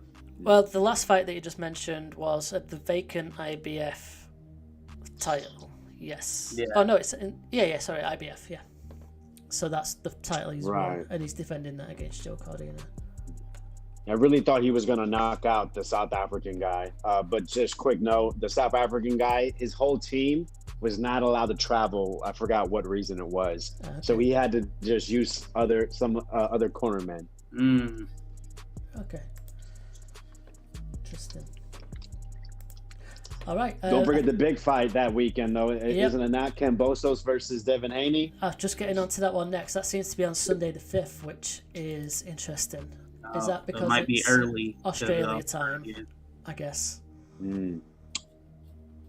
Well, I know this. It's going to be 10 p.m. prime time here when they start the broadcast, and over there it's going to be like noon or 1 o'clock or something like that. Okay. Hang on, is that noon on the Sunday in Australia time, so Saturday night US? Correct. That makes more sense, because I'm thinking you meant, Monday afternoon for them. Okay, how do you see this one going then? It's a good fight. I'm looking forward to it. Go for it, Alex. Give your thoughts. Man, Kambosos, kind of an unknown fighter coming in. I remember I never saw the Mickey Bay fight. I know it was split decision. The Lee Selby fight, that was a good one. I felt Lee Selby edged it out, but ends up getting the shot, having all that craziness with the purse bid with Teofimo, a lot of delays, and he showed he was a better fighter. Very impressive left hand with speed. So, he does have the belts, causing this fight to be in Australia. Devin Haney, he's a prodigy. He's, very quick feet. Some people believe he has the best jab in the game. Unfortunately, his father cannot make it over as of yet. He hasn't been approved for his visa due to a conviction and serving time back in 92, 93. I do favor Haney. I could see it being a fight IC 9-3 and the scorecards having a majority decision for Haney. Yep. Do you want to add to that, Josh? Your thoughts? I'm pretty much kind of on the same page as Alex there. I too felt that Selby slightly edged to Kambosos in their fight, but judges see what they see. But I think that Haney has looked very good in his last few fights, and he's really been tested at this point. I thought that Jojo Diaz win was a great win, of course. I think also Kambosos, his win over Teofimo Lopez, that's another great one. So it makes for an interesting style matchup as well. But I would probably slightly lean towards Devin Haney. Now, he's going to have to, I think, do it in pretty impressive fashion, at least thinking about the judging and everything being in favor of Kambosos in terms of the environment and atmosphere and him not having his dad there and everything. But I'm going to say Haney wins a decision over Kambosos. It might be a close one, but I think he wins a decision. Yeah, I personally, I'd go with that as well. In fact, I think he'd probably possibly be quite comfortable, Haney. I think he's just a better boxer all round. He's slick, like say, his prodigies. I think he gives anyone in that division a problem, and I think Kambosos, we saw the very best of him against Teofimo. Obviously, he deserved that decision, and he's been in some good fights. He beat Selby, that was a really quite close. He seems like a good kid as well, quite a nice kid. So I think he deserves this nice big fight back in Australia. But yeah, I think I favour Haney. So I was just before we kind of get going and wrap up, because of the staggering talent, I guess, in the lightweight division, I was going to ask you who you think is the best of this crop, because we've got some great names in there. So I wanted to put you on the spot. Go ahead, Alex. You side first, so you can go first. Man, I mean, if you had to ask me who has proven to be the best fighter, to me it's still Lomachenko. But I think there really is no wrong answer. If you have Gervonta number one, Kambosos with the belts, I get it. But to me, I think Lomachenko has showed the most. Even with the loss, it was a close decision against Teofimo. So, yeah, for me, Lomachenko. How about you, Josh? Yeah, it's hard to argue against that. I understand the dynamics, though. So I view, like, by proxy, considering him having, Lomachenko doesn't have a belt right now. Not that that's everything, but I do think Lomachenko is probably, still the top dog. But outside of that, I would say Kambosos is the guy right now until someone dethrones him, in a sense. So. But yeah, that aside, in terms of who I think is the best of the bunch, just from an overall standpoint, certainly Lomachenko. Okay, interesting. Kambosos beat the guy who beat the guy. Yeah. That's true. That's true. And I guess Lomachenko, even though he's not been around for that long, and he's 34 years old, he obviously had a long amateur career, and he's kind of surrounded by younger, hungry guys, isn't he? Unfortunately, Lopez beat him quite handily, I thought, on that night. And then, obviously, Kambosos has upset that apple cart. I think, Gervonta Davis could still be the very best of the bunch of them. Whether we get to see them all kind of fight each other is another thing altogether. But, Devin Haney and also Ryan Garcia, both 23 years old. Do you think that them two can hit the heights of what Lomachenko has done and be beating them other three guys that we just mentioned there? What are your thoughts on them, Sue? Go for it, Josh. Yeah. I like Ryan Garcia. I think he's grown. Of course, he had this layoff before just recently coming back, but I do like what he brings to the table. He has the look, and stylistically, he's willing to go in there and do what he needs to do. I think he truly wants to put on exciting fights, and I think he's a lot better than what many may have perceived early on. So I think he's a top dog, a real player there at 135. Isaac Cruz is another one who's kind of floated up there. He's fighting at a lower weight and everything. I think he's decent. But yeah, I think Garcia is right up there along with Devin Haney. I think those two potentially facing off would be an interesting matchup later down the road as well. And I like Tank as well. I just like to see him in with one of these other top 135 pounders, because I think he'd make for a good fight with any of them. It's just a matter of it happening. Yeah, of course we've had Loma and Lopez face off, and then Lopez and Kambosos, and now Kambosos and Haney. So they kind of are facing off against each other in a kind of way. But I think Gervonta Davis needs to get involved in that. He could be the best of a lot of them. Alex, did you want to add to that at all? Definitely want to see Gervonta mix. Sorry, with regards to Garcia and Haney, and then obviously all of them. It seems like Devin Haney has been trying to get these matchups. At least, if you look via media, he was trying to fight Ryan Garcia, was trying to fight Teofimo Lopez, and finally is getting his big fight with Kambosos. Even had to sign a contract to where if he wins, he has to go back to Australia to defend his title, which, a lot of props to all of Australia to get this opportunity. Ryan Garcia has that special thing. You had the Deontay Wilder right hand.